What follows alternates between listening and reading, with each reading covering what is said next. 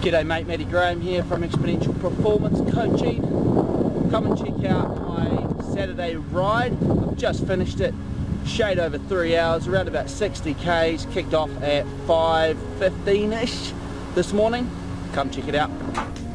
So here we are for our nutrient deprivation session. I did make a few notes as I rode along today, but it was blowing a gale out there and all you could hear was a wind ripping through the microphone. So I have got some wind blocker, wind jammers I think they're called, on their way, so hopefully future videos are a little bit clearer audio. But I'm at home now and doing a little bit of a voiceover of the ride so that you can actually hear a little bit about these nutrient deprivation sessions. So the key for these nutrient deprivation sessions, what the focus on is an increase in fat metabolism through increasing fat enzymes and the storage of fat closer to the mitochondria by going out in a fasted state and training. So up in the morning, no breakfast, straight out on the bike I was this morning and riding at a steady pace, no food with minimal fluid intake depending on the weather conditions. What this allows you to do is get in a potentially a shorter ride but getting the same endurance benefits of a longer ride.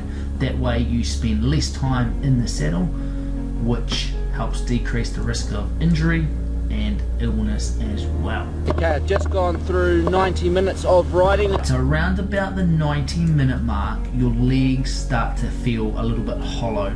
90 minutes to 2 hours, and this is because your body has approximately 90 minutes of stored muscle glycogen in them when you're performing a relatively hard intensity. So at this time point, try and push on through. If you hit the wall completely, make sure you've got some emergency food in your pocket so you can hit that back and make for home without getting stranded and having to call the ambulance. Now the gold standard for these rides is an overnight fast, so you deplete your liver glycogen, no breakfast, that's the gold standard.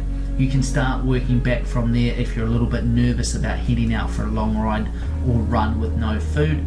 You could fast overnight and have a small breakfast if you would like, or you could get up, have your breakfast, have your lunch, and then try and ride in the evening, not having eaten during the afternoon. But the gold standard, where you're going to get the biggest bang for your buck, is an overnight fast, no breakfast, out there doing it fasted.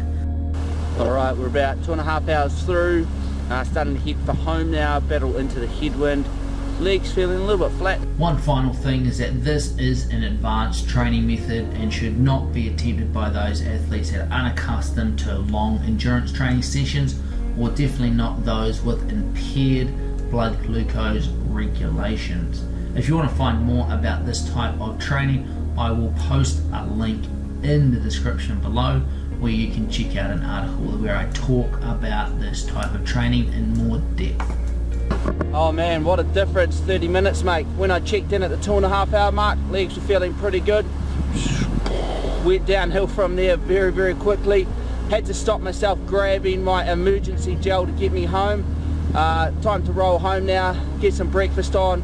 Remember those 3 R's of recovery nutrition. Refuel with carbohydrate, repair with protein, and rehydrate with fluids. That there is a nutrient deprivation session. I hope you have found it helpful. Any questions, post them in the comments below. I'll do my best to answer them.